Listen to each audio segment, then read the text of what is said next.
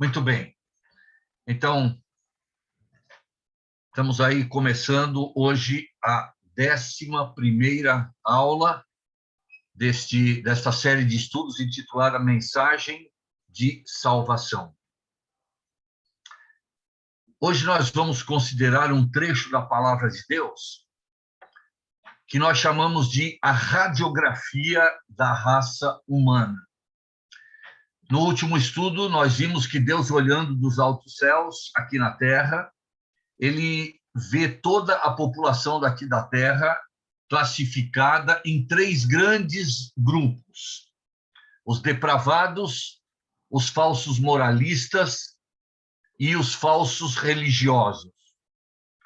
Cada um desses grupos tem determinadas características, nós mencionamos estas características e nós analisamos, então, os capítulos 1 e 2 de Romanos, apresentando esses 3 grupos e mostrando pela palavra de Deus que, na verdade, não importa em qual desses grupos você se coloca, porque os 3 grupos não têm desculpas diante de Deus, os 3 grupos de pessoas estão condenados diante de Deus. Na verdade, esta é uma das conclusões que nós vamos chegar no nosso estudo hoje. Porque agora, seja depravado, seja falso moralista, ou seja, um falso religioso, não nos interessa as ações, atitudes de das pessoas de cada um desse grupo. Porque nós vamos olhar agora a radiografia da raça humana. E nós vamos ver que todas as pessoas desses 3 grupos têm algo em comum: uma natureza pecaminosa, uma natureza que herdaram dos seus pais e transmitiram aos seus filhos, e essa natureza é inclinada ao pecado, tem prazer do pecado.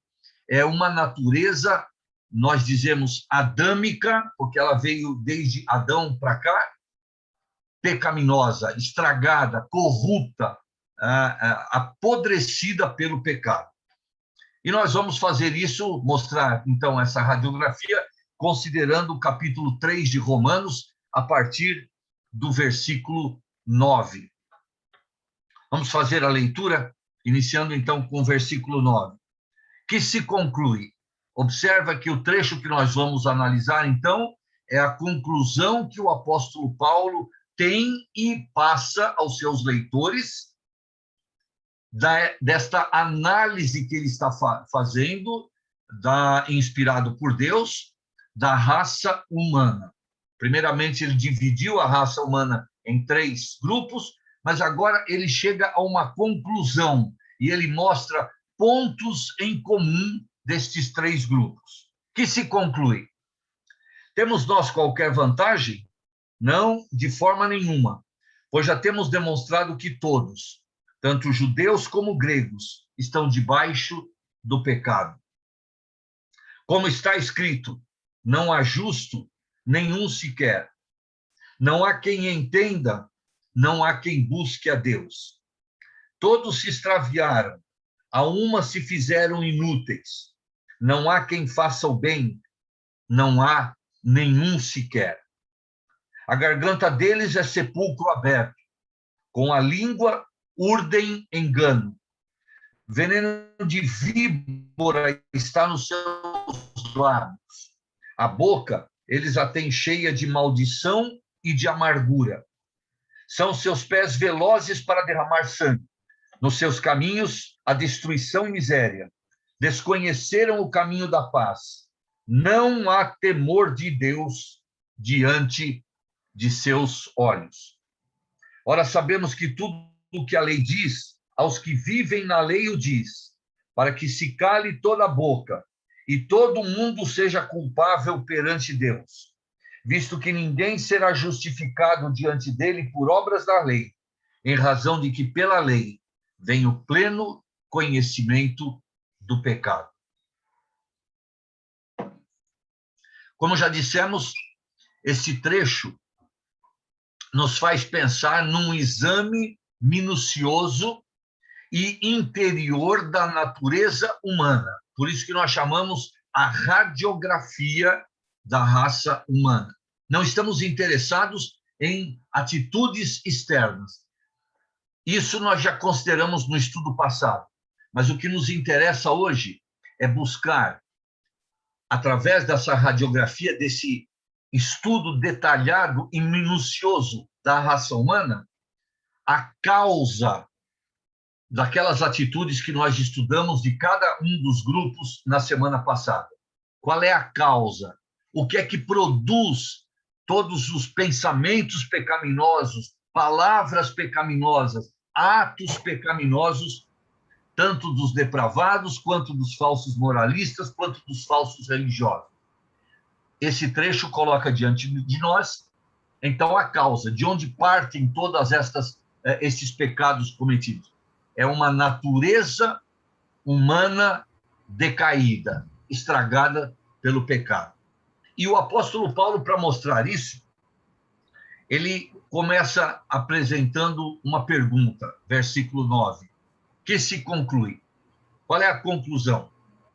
Observem no versículo 10 uma frase que chama a nossa atenção. Não há um justo, nenhum sequer.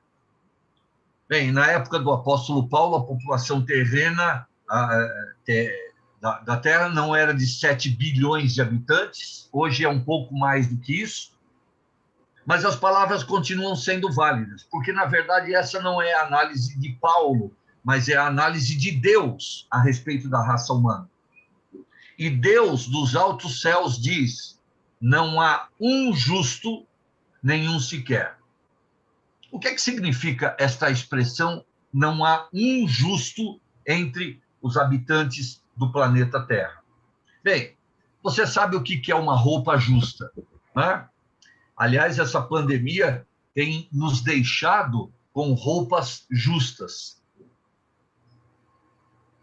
O sedentarismo tem aumentado, a alimentação tem aumentado, e quando esses dois fatores são conjugados, provoca um aumento de peso na maioria da população. E nós temos experimentado isso, não é? Ficado muito presos em casa e comendo, às vezes até mais vezes do que durante o dia do que nós estávamos acostumados a nos alimentar. Então, a gente acaba engordando. E aí, quando a gente vai vestir uma roupa, veja bem, você tem uma medida do seu corpo e antigamente, ou há um tempo atrás, a roupa ela tinha uma medida maior, então ela entrava folgada. Mas hoje, a roupa tem uma medida e o seu corpo tem a mesma medida, então a roupa entra justa. Entendeu o conceito do que é justo? Agora, quando a Bíblia diz que não há um justo entre os habitantes do planeta Terra, a Bíblia quer dizer que não há ninguém que tenha o mesmo nível de santidade, o mesmo nível de pureza que Deus tem. E sabe de uma coisa? Quando a Bíblia diz que não há um justo, nenhum sequer, a Bíblia está colocando diante de nós o padrão Deus. Deus é o padrão. Deus é o referencial de pureza e santidade. Não é um homem ou uma mulher aqui da Terra, mas é Deus o padrão. E, portanto, a Bíblia é muito clara em dizer que ninguém chega ao nível de santidade e de pureza do padrão que é Deus. Pelo fato de serem pecadores, pelo fato de sermos pecadores e de termos uma natureza inclinada para o pecado, isso nos coloca muito abaixo da pureza e da santidade de Deus. Por isso a Bíblia diz: não há um justo sequer. Há uma outra afirmação no verso 11, muito interessante.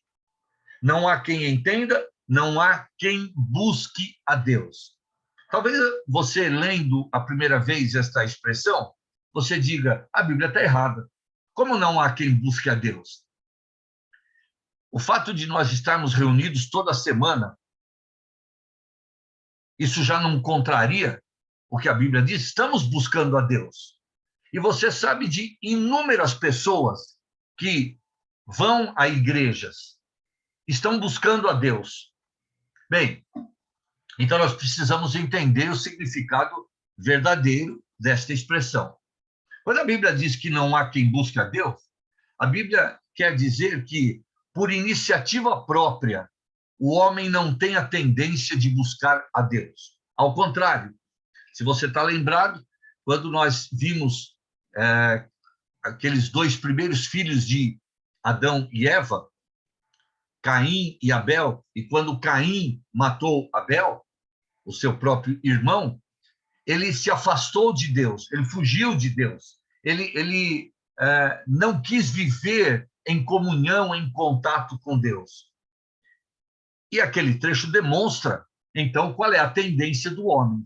Por causa do seu pecado, por causa da imundícia do seu pecado na sua vida, o homem tem a tendência de se afastar de Deus, porque quanto mais perto da luz, mais a luz denuncia a sujeira da minha vida. E é por esta razão que o homem tem uma tendência, por ser pecador, de se afastar de Deus. Sabe, às vezes Deus permite alguma experiência, alguma circunstância na nossa vida, às vezes algum problema, até mesmo alguma doença. É a maneira como Deus age na vida do homem para trazê-lo para perto de si.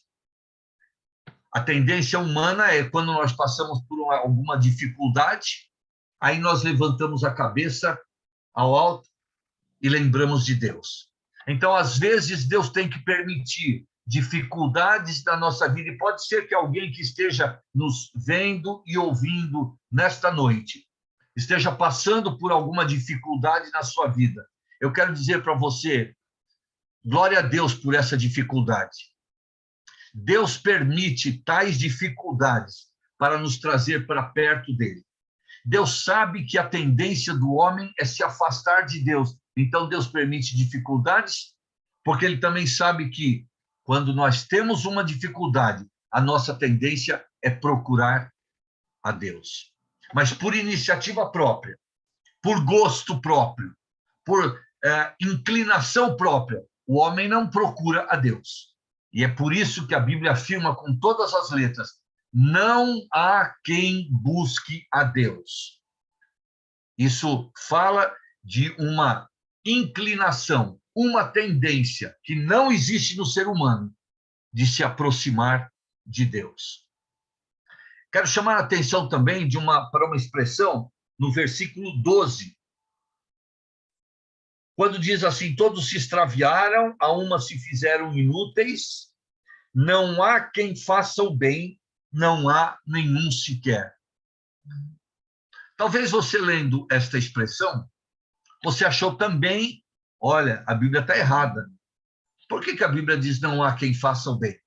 Talvez você mesmo já tenha ajudado um parente seu, emprestado dinheiro, dado uma cesta básica, talvez, para um vizinho que nessa pandemia está passando por dificuldade de sustento da sua família, não é?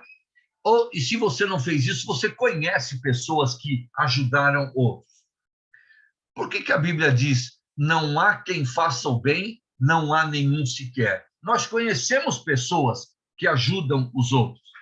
Então, novamente, nós precisamos, à luz da mensagem da palavra de Deus, examinar esta expressão. Quando a Bíblia diz não há quem faça o bem, Deus sabe que há uma tendência no homem, e essa tendência nós vimos desde Adão e Eva, quando pecaram. Eles quiseram fazer uma obra, roupas para se cobrir. Depois nós vimos quando o seu primeiro filho, Caim, quis oferecer um sacrifício a Deus, ele trouxe o resultado daquilo que ele plantava, daquilo que ele colhia, e quando ele trouxe aquela oferta ao Senhor, ele queria dizer: Deus, esse é o resultado do meu esforço, são as minhas obras, é o meu suor derramado. Isso é o resultado, então, de todo o meu trabalho. Na verdade, o que Caim queria apresentar a Deus eram obras para que lhe trouxessem crédito, mérito diante de Deus. Mas sabe de uma coisa? Quando a Bíblia diz não há quem faça o bem, a Bíblia quer dizer por mais boas obras que um homem faça, ele nunca vai conseguir a sua salvação por meio de boas obras. Porque esse não é o método que Deus preparou para salvar ao homem. E quando o homem procura ser salvo através de boas obras, ele pode fazer muitas boas obras e, na verdade, a Bíblia diz que nós devemos ajudar o nosso próximo quando ele estiver passando por um aperto, por uma necessidade. Mas saiba que por mais boas obras que você pratique, a somatória de todas elas ainda será insuficiente diante de Deus para ganhar a sua salvação. Porque o método que Deus preparou para que o homem seja salvo não é por mérito, não é por obras. A Bíblia é muito clara, um versículo na carta aos Efésios, no capítulo 2, que diz, no verso 8, o seguinte: pela graça sois salvos mediante a fé. Note bem, pela graça, porque a palavra graça significa favor e merecido. E o apóstolo Paulo continua: e isto não vem de vós, é dom de Deus. A palavra dom significa presente, e presente não é prêmio. Presente é algo que nós damos ou recebemos para alguém ou de alguém que nos ama, independente do nosso mérito, independente das nossas obras. E no versículo 9, do capítulo 2 de Efésios, Paulo deixa mais claro: a salvação não vem de obras, para que ninguém se glorie. Então, agora você é capaz de entender essa afirmação. Quando o versículo 12 diz, não há quem faça o bem, Deus está querendo dizer, por mais boas obras que um homem faça, esse conjunto de boas obras ainda será insuficiente para a sua salvação. Ok? Porque este não é o método que Deus preparou para que o homem seja salvo.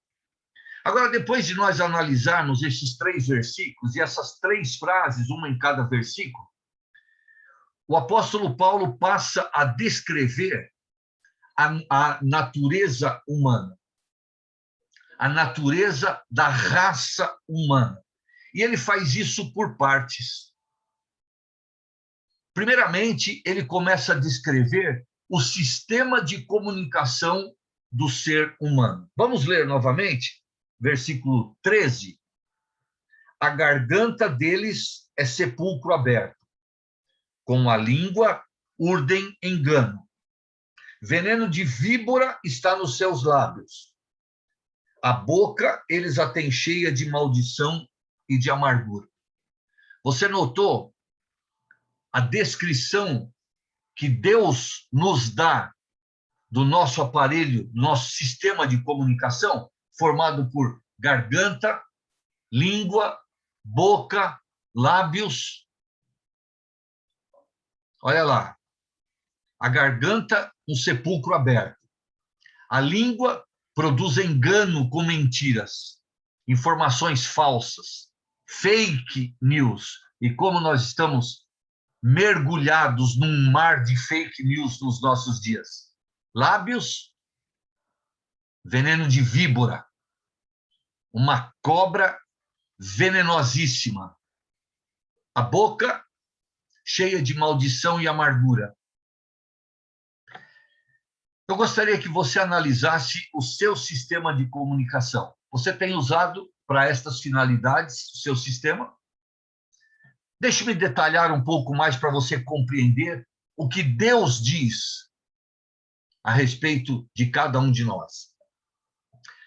Ele compara a garganta com um sepulcro aberto. Eu não sei se você já teve oportunidade, mas eu me recordo que, acompanhando alguns velórios e acompanhando o féretro até o local, o jazigo, onde o corpo ia ser colocado, quando os coveiros lá no cemitério destamparam o jazigo e já havia sido colocado corpos lá de parentes daquela pessoa que morreu agora, e corpos em decomposição e carne podre.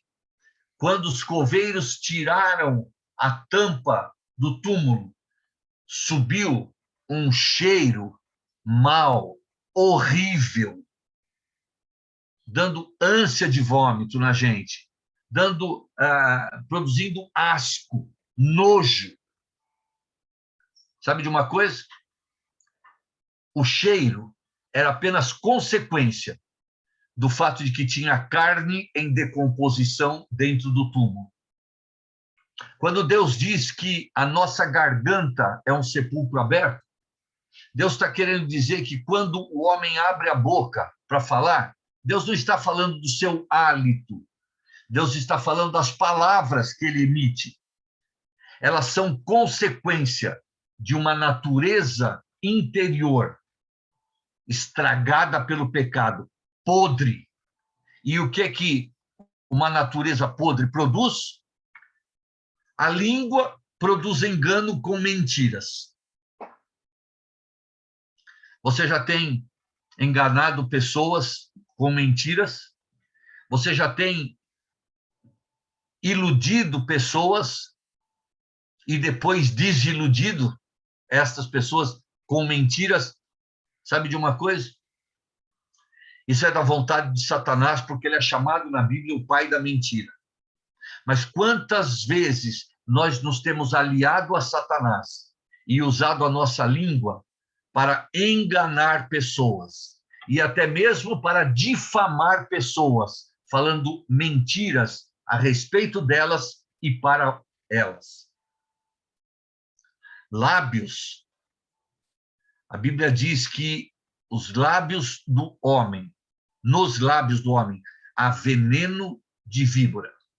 Você talvez já tenha dito o ditado, ou já tenha ouvido o ditado a respeito de uma pessoa: se ela morder a língua, ela morre envenenada. Né? Sabe de uma coisa? Deus está dizendo isso da raça humana inteira. Veneno de víbora escorrendo nos lábios de cada homem e de cada mulher. E pensar que o primeiro homem foi criado à imagem e semelhança de Deus, mas quão distantes desta semelhança de Deus o homem se encontra hoje. Porque a Bíblia diz que Deus é o Deus que não pode mentir, mas nós temos usado o nosso sistema de comunicação muitas vezes para enganar pessoas. Veneno de víbora. Os lábios que deveriam ser usados para manifestar carinho, apreço para com os nossos semelhantes, através de um carinhoso beijo, muitas vezes são usados para espalhar veneno, informações venenosas, falsas e difamatórias a respeito de pessoas. Finalmente, o apóstolo, inspirado pelo Espírito Santo, diz que a boca do ser humano ela é cheia de maldição e de amargura. Você já usou o seu sistema de comunicação para xingar alguém? Para depreciar alguém? A Bíblia está dizendo que nós fazemos isso. E a Bíblia está dizendo também que o nosso sistema de comunicação está cheio de amargura, lamentações, às vezes por causa de uma circunstância difícil, devido a um problema na nossa vida, mas a mesma boca que poderia ser usada para agradecer a Deus por bênçãos recebidas não tem sido usada para essa finalidade, mas tem sido muito usada para, através de palavras e de lamentações, manifestar que ela está cheia de amargura. Bem, agora, depois da descrição do sistema de comunicação, eu quero lembrar a vocês de palavras ditas pelo Senhor Jesus. A boca fala do que está cheio o coração. E quando o Senhor Jesus disse essas palavras, ele quis mostrar que aquilo que sai através do nosso sistema de comunicação é apenas um reflexo, uma consequência da nossa natureza podre, depravada, estragada pelo pecado, inclinada para o pecado. E quando nós abrimos o nosso sistema de comunicação, nós mostramos a podridão que tomou conta da raça humana. Mas o sistema de comunicação não é o único detalhado pelo apóstolo.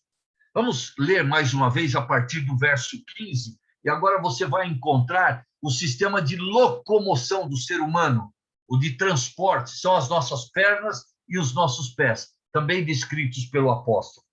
Vamos lá, verso 15.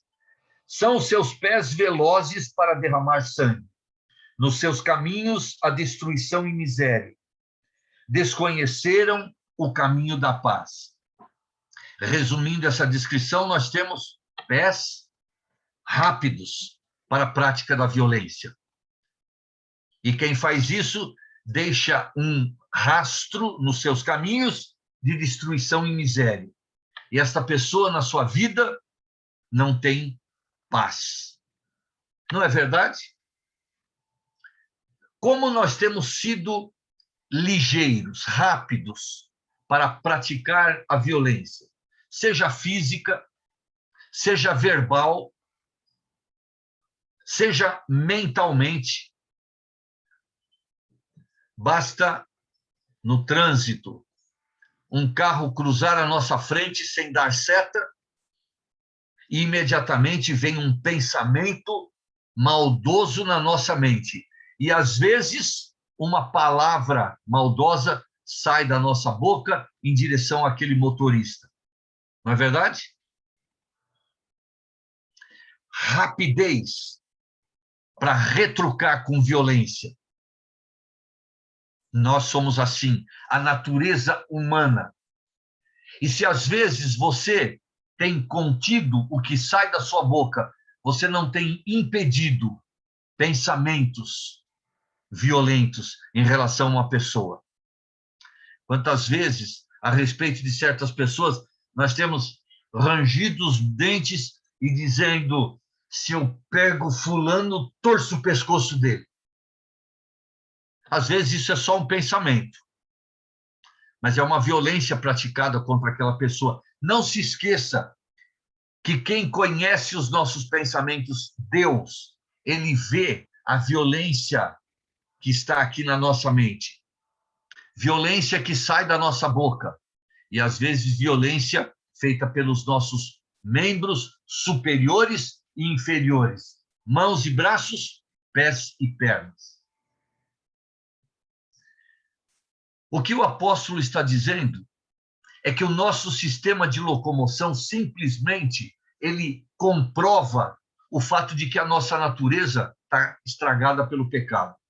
Essa rapidez para agir com violência em face de uma atitude indevida de um semelhante nosso, essa prontidão em retrucar, e às vezes, se a palavra do nosso semelhante vem para nós com violência, a nossa tendência é multiplicar aquilo, dobrar, triplicar a violência para retrucar, para refutar com uma violência maior. Nós somos prontos a agir com violência.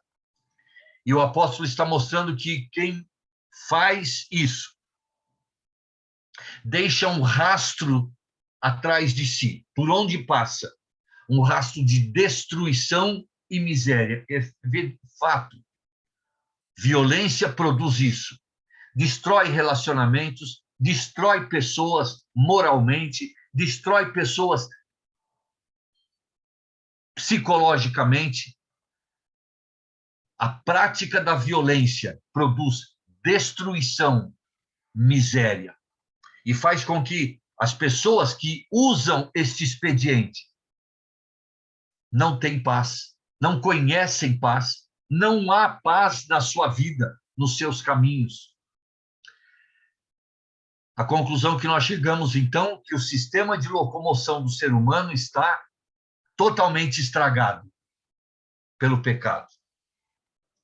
E, finalmente, no verso 18, o apóstolo coloca a análise que ele faz agora do sistema de visão, os nossos olhos. Olhe mais uma vez para o versículo 18.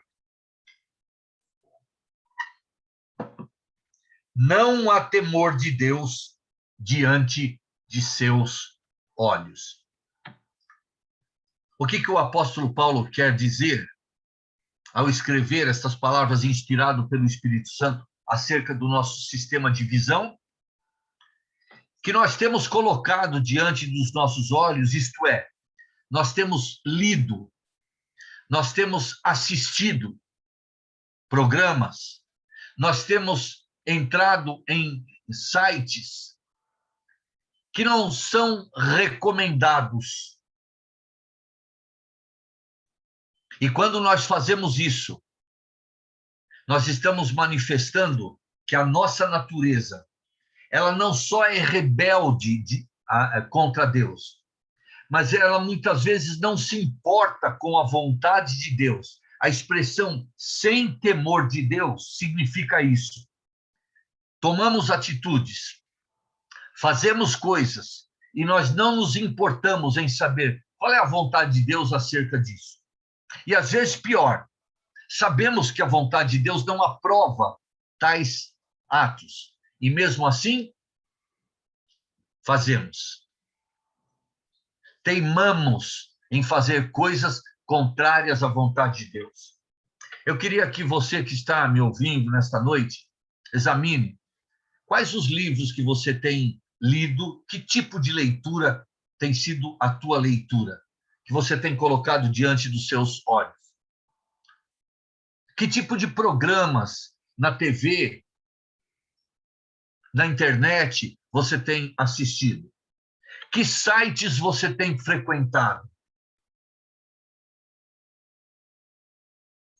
Às vezes, temos participado de coisas imorais. Os nossos olhos têm contemplado coisas imorais que não agradam de forma nenhuma a Deus. E nós teimamos em manter estas janelas abertas, tendo contato e sendo receptivas a tanta imoralidade que nos rodeia. Mas sabe de uma coisa? O fato do sistema de visão do ser humano estar estragado, corrompido, só revela uma coisa. O ser humano olha e coloca diante dos seus olhos aquilo que ele deseja. E quando nós colocamos alguma coisa imoral dentro dos nossos olhos, nós revelamos uma natureza corrompida pelo pecado, que se inclina, que tem prazer no pecado. Na verdade, esse ato é simplesmente a consequência da nossa natureza pecaminosa, inclinada para o pecado. Bem, você viu aí a descrição que Deus faz na sua palavra, do nosso sistema de comunicação, do nosso sistema de locomoção e do nosso sistema de visão. Qual é a conclusão que nós temos depois de analisar o que somos diante de Deus? Acompanhe comigo, então, para que nós terminemos agora nossa análise essa radiografia da raça humana, o que Paulo diz no versículo 9. Que se conclui, temos nós qualquer vantagem? Não, de forma nenhuma, pois já temos demonstrado que todos, observe bem essa palavra, porque quando a Bíblia diz todos, é exatamente isso que Deus quer dizer, todos, sem absolutamente nenhuma exceção, tanto judeus como gregos. A palavra grego aí pode ser entendida como qualquer povo que não seja judeu. Portanto, um gentio. Judeus e gentios, ou seja, todas as nações debaixo do céu. Todos são pecadores perante Deus. Nós estamos vendo esta radiografia da raça humana e lembre-se, eu não posso ver o seu interior, eu não posso conhecer os seus pensamentos, eu não posso acompanhar você no dia inteiro, o que você pratica, mas Deus pode e faz isso. E, portanto, a análise, a radiografia da raça humana, quem faz é Deus. A primeira conclusão que nós chegamos, então, todos são pecadores diante de Deus. Você vê isso confirmado no versículo 23. Pois todos pecaram e carecem da glória de Deus. E mais uma vez eu digo, quando a Bíblia diz todos são pecadores, vocês e eu estamos incluídos. E não há nenhum habitante do planeta Terra que possa levantar a mão dizendo, eu não sou pecador. A análise que nós estamos fazendo é perante Deus. E é Deus quem declara isso na sua palavra. Olhe para o versículo 19, mais uma vez. Ora, sabemos que tudo o que a lei diz aos que vivem na lei, o diz, para que se cale toda a boca. A segunda conclusão que nós chegamos dessa análise da natureza humana é que a melhor coisa que o pecador tem a fazer diante de Deus é fechar a sua boca. Há um ditado que diz, quem cala, consente. E é exatamente isso que a palavra de Deus está dizendo. Quando você olhar para dentro de si, quando você se olhar num espelho e fizer uma análise de quem você é, não diante dos homens, não aquela figura que você tem criado, aquela capa que você tem usado diante dos homens, aquela máscara, mas quem você é diante de Deus, o Deus que conhece a sua natureza, os seus pensamentos, que conhece todos os seus atos desde que você nasceu. A melhor coisa que você tem a fazer diante de Deus é calar-se. É não tentar justificar-se diante de Deus. É não tentar se desculpar. É não tentar colocar a culpa nos outros como Adão e Eva fizeram quando pecaram. Não, não. Cale-se diante de Deus. Aceita a análise que Deus faz da natureza da raça humana. Aceita. Não queira argumentar com Deus. Nem mesmo nós nos conhecemos tão bem quanto Deus nos conhece. Então, vamos aceitar o diagnóstico que Deus faz de cada um de nós. Terceira conclusão, final do versículo 19. Todo o mundo seja culpável perante Deus. Bem, se todos nós somos pecadores e se você aceitou este fato, e se você, reconhecendo isso, admitiu que é melhor ficar calado diante de Deus, porque, sabe de uma coisa? Você sabe quais são as palavras que um policial deve dizer para alguém quando é preso, né? Tudo o que você disser pode ser usado contra você, e sabe, diante de Deus é a mesma coisa. Então, melhor eu ficar calado e concordar com o diagnóstico que Deus faz de mim. Portanto, a terceira conclusão é: eu sou culpado diante de Deus. E eu mereço receber o castigo que a justiça de Deus decreta para o pecado. E o castigo é morte, separação de Deus. Todo o mundo é culpado perante Deus. Isso é um fato que a Bíblia apresenta. Quarta conclusão, verso 20. Visto que ninguém será justificado diante dele por obras da lei. Sabe de uma coisa? Se você admitiu que é um pecador e que deve ficar calado diante de Deus, e que se você admitiu que você é culpado diante de Deus, admita agora que não há boa obra que você possa fazer que vai te dar a salvação. Sabe por quê?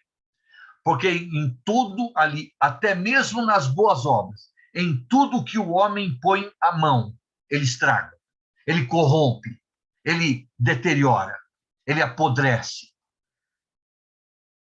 Então, não é esse o plano de Deus para me salvar, através de boas obras. Ninguém será justificado perante Deus por obras. E, finalmente, a última conclusão, final do verso 20, em razão de que pela lei vem o pleno conhecimento do pecado. Nós gostaríamos agora que, no final do nosso estudo esta noite, você pudesse ter uma profunda e firme e forte convicção de que você é um pecador, porque a Bíblia te mostrou isso. Não foi o Davi quem falou, não foi qualquer homem, um teólogo, um pregador, pastor, bispo, padre, rabino. Não, não, não. Foi Deus quem disse. E Deus provou, através dessa radiografia que ele faz da raça humana, que nós somos pecadores. A lei de Deus atesta o nosso pecado. A nossa desobediência às regras de Deus, aos mandamentos de Deus, comprovam que nós somos pecadores por natureza e por prática também, óbvio.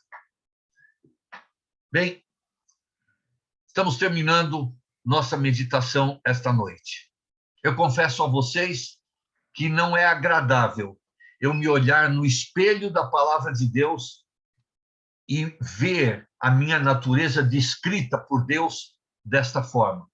Mas, infelizmente, eu tenho que assumir a minha condição, reconhecer que eu sou um pecador. E eu espero que, depois de mostrado na palavra de Deus, você também possa ter esta firme convicção: eu sou um pecador diante de Deus.